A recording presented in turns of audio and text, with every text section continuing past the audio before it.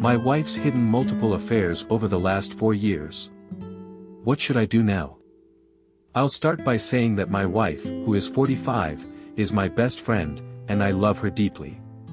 But something she did has left me feeling like I'm not in love with her anymore. This is a long story, and I've only shared bits of it with my parents until now. My wife has a lot of unresolved trauma.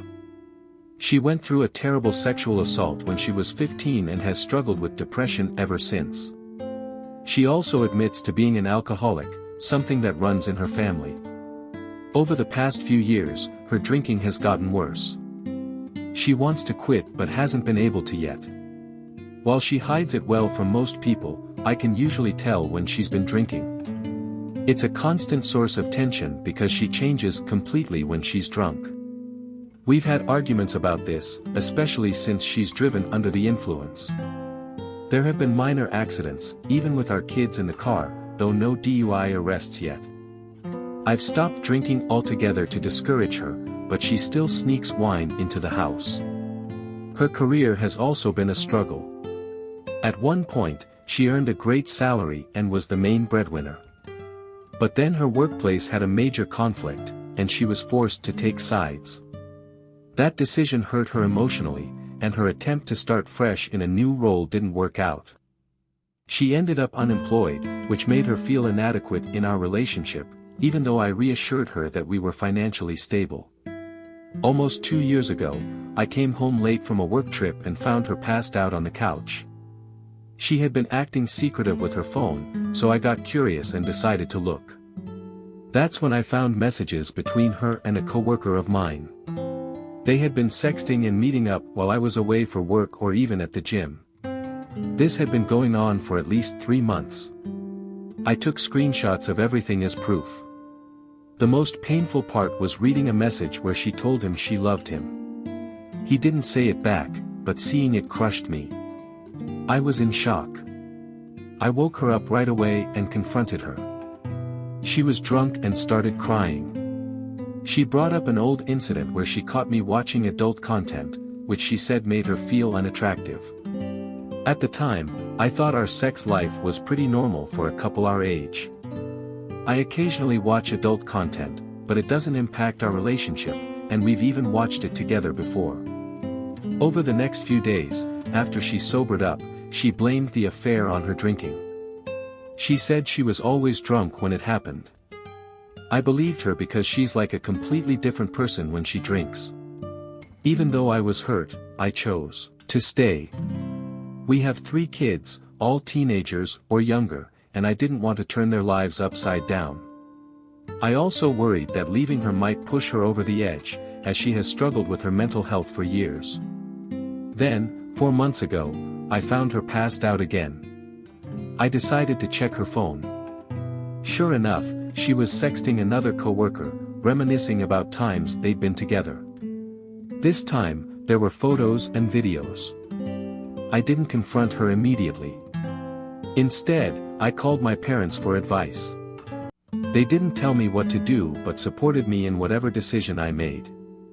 I reached out to a friend for an attorney recommendation and left a message, but the attorney never called back. That night, I asked my wife how many men she had been with during our marriage. She lied and only admitted to 1. When I mentioned the second man by name, she froze. She then admitted that this second affair had happened before the first one I knew about. She said she was drunk at the time and didn't even remember all the details. The recent messages were her attempt to restart that relationship, but she told him he couldn't come over because I was coming home soon.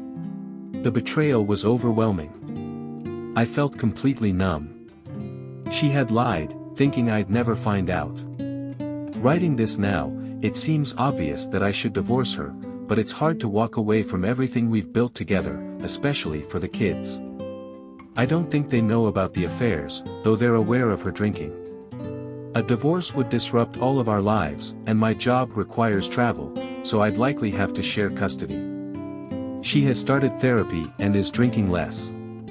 When she's sober, she's the person I fell in love with, a great mom and a caring partner. But when she drinks, she becomes someone I can't trust. I don't know if I can ever fully trust her again as long as alcohol is part of her life. Right now, I'm staying for the kids.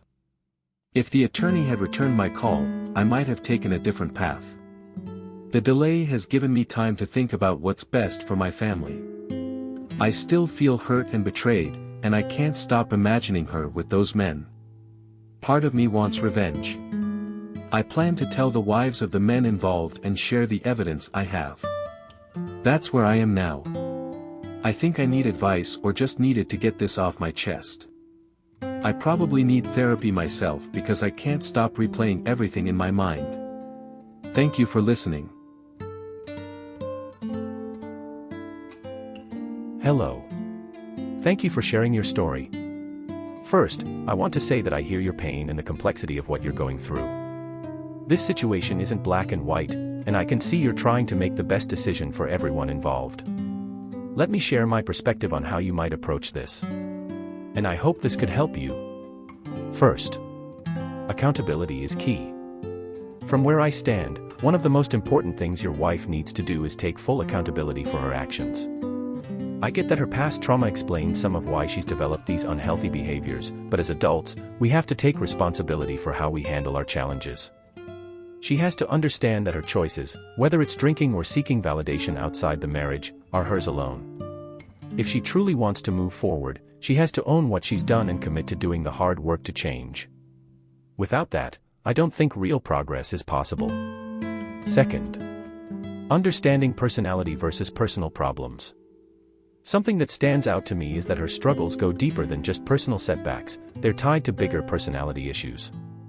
For example, her drinking isn't just a bad habit, it's a way she copes with pain that she hasn't fully addressed. The affairs seem to be less about attraction and more about a need for external validation, filling a void she might not even fully understand. This isn't something she can fix on her own. She'll need professional help to dig into these patterns and figure out how to replace them with healthier ways of handling life's challenges. From my experience, this kind of work is hard, but it's necessary. Third, shifting from victim to survivor. I've seen people stay stuck in a victim mindset, and it's heartbreaking because it holds them back from truly healing. Your wife has to realize that while she was a victim of her past, she's no longer defined by it.